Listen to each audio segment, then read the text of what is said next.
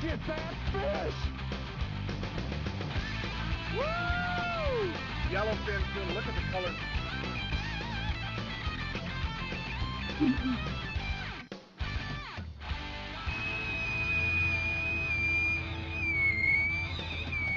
This isn't life, this is the wildlife.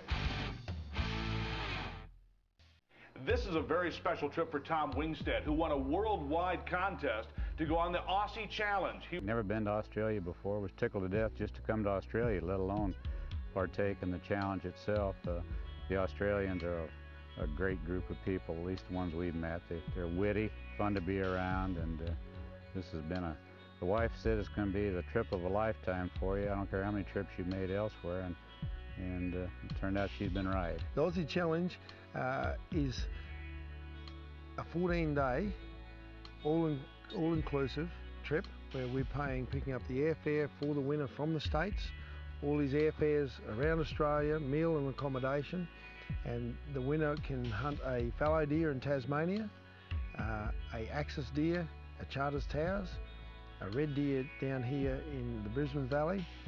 He can fish for trout in Tasmania, barramundi, long-tailed tuna, and whatever else that wants the bites. So it's showcasing what's available in Australia.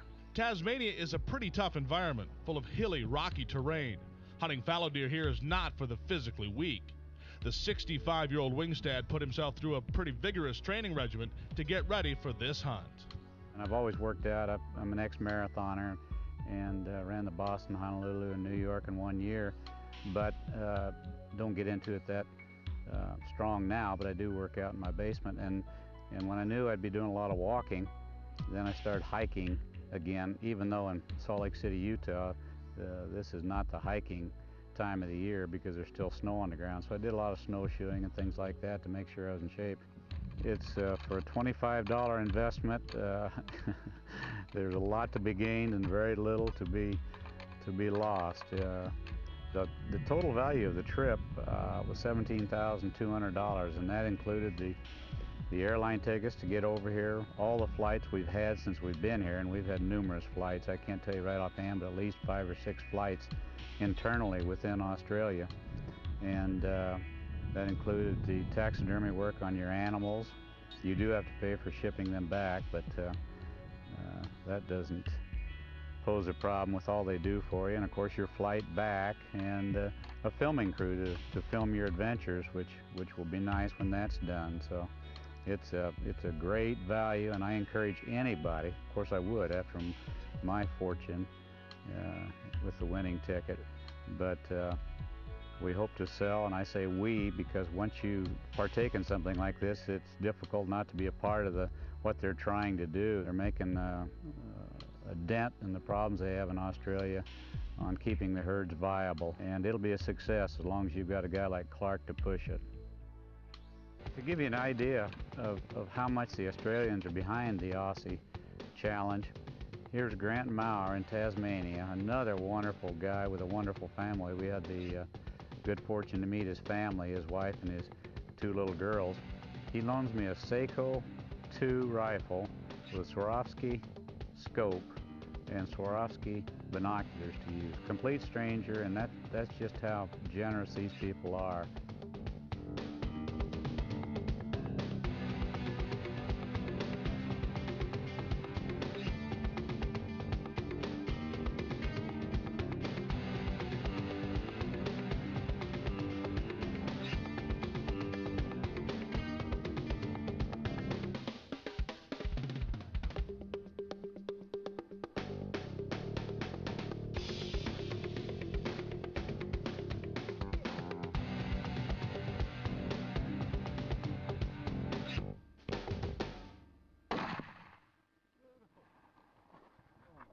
Beauty.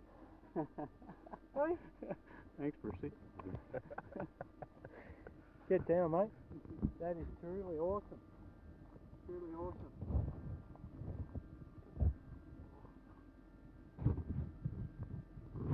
He is awesome. But he is pretty. Even the head's pretty. Those muleys back home, you know, they'll get those ears out like this. No, that's good. Yeah. That is excellent, mate. He's got beautiful coloration. Oh, beautiful color. Beautiful coat. Yeah. Yeah. I don't know, he might be probably 4.5, 5.5.